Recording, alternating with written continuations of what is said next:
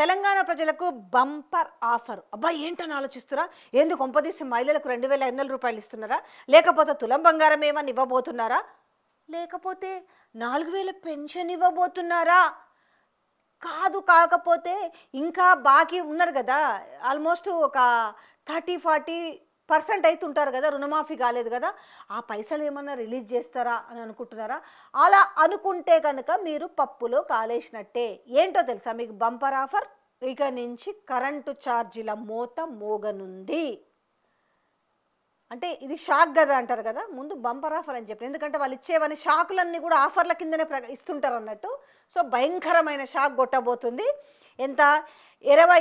20,000 కోట్ల నష్టాలు పూడ్చడానికి విద్యుత్ ఛార్జీలు పెంచనున్న రేవంత్ సర్కార్ గృహజ్యోతి లాంటి ఉచిత పథకాలతో తీవ్రమైన నష్టాల్లో కూరుకుపోయిన డిస్కంలు ఫిక్స్డ్ ఛార్జీలు ఏడాది విద్యుత్ వినియోగం ఆధారంగా స్లాబ్ రేట్ల పెంపుకు సిద్ధమట. ఇప్పుడు ఒక ఏడాది అంతా ఎంత వస్తుంది, ఎన్ని వందల యూనిట్లు వస్తుంది, దాన్ని మొత్తం క్రోడీకరించి స్లాబులు డిసైడ్ చేస్తారు.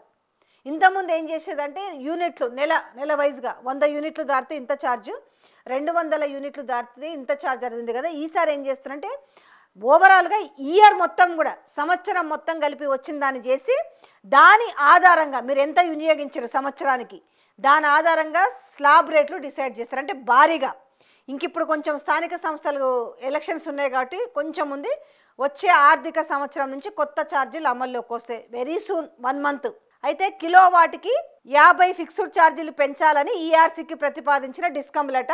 వ్యవసాయానికి ఇచ్చే ఉచిత విద్యుత్ లెక్కల కోసం ట్రాన్స్ఫార్మర్లకి స్మార్ట్ మీటర్లు.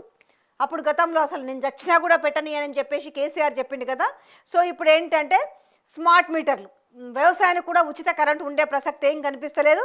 ఇక ఏడాదికి 600 యూనిట్లు వినియోగించే గృహాలపై అధిక భారం పడేలా స్లాబులు మార్పు. ఇప్పుడు ఈ ఉచిత విద్యుత్ కూడా అందరికి వచ్చే పరిస్థితి లేదు కదా, అది కూడా దానికి కూడా చాలా కిరికిర్లు పెట్టారు. ఇప్పుడు 200 యూనిట్ల వరకు ఉచిత విద్యుత్ పెట్టారు. ఏ నెలన్నా కర్మగాలి 201 యూనిట్ కనుక వచ్చిందనుకో, ఆ 1 యూనిట్కి డబ్బులు కట్టించుకొని వదిలేయరు. ఒక్కసారి కనుక లైన్ తప్పిందంటే అక్కడి నుంచి ఈ ఉచిత విద్యుత్తులోకి వాళ్ళు రారు. సో వాళ్ళు రారు. ఇంకా ఆల్రెడీ ఇది స్టార్ట్ అయిపోయింది. ఎందుకంటే ఆ ఉచిత విద్యుత్ ఎవరికైతే ఉందో వాళ్ళందరికీ కూడా ఈ విషయం తెలుసు. మొత్తం కిరికిరి రానున్న రోజుల్లో మెల్లగా ఎవరికైనా పొరపాటున కనుక సమ్మర్లో కనుక ఏదైనా కూలరో లేకపోతే ఫ్యానో కొంచెం ఎక్కువ వేసుకున్నారు అనుకోండి, వాళ్ళకి నో ఫ్రీ కరెంట్. సో ఇక మధ్యతరగతులకైతే మామూలు గుది బండ కాదు, ఇండ్ల కిరాయి ఎంత ఉంటుందో ఆ కిరాయిని ముంచిపోయే విధంగా విద్యుత్ ఛార్జీల బాధుడు మాత్రం ఉండబోతుంది. ఇది బంపర్ ఆఫర్.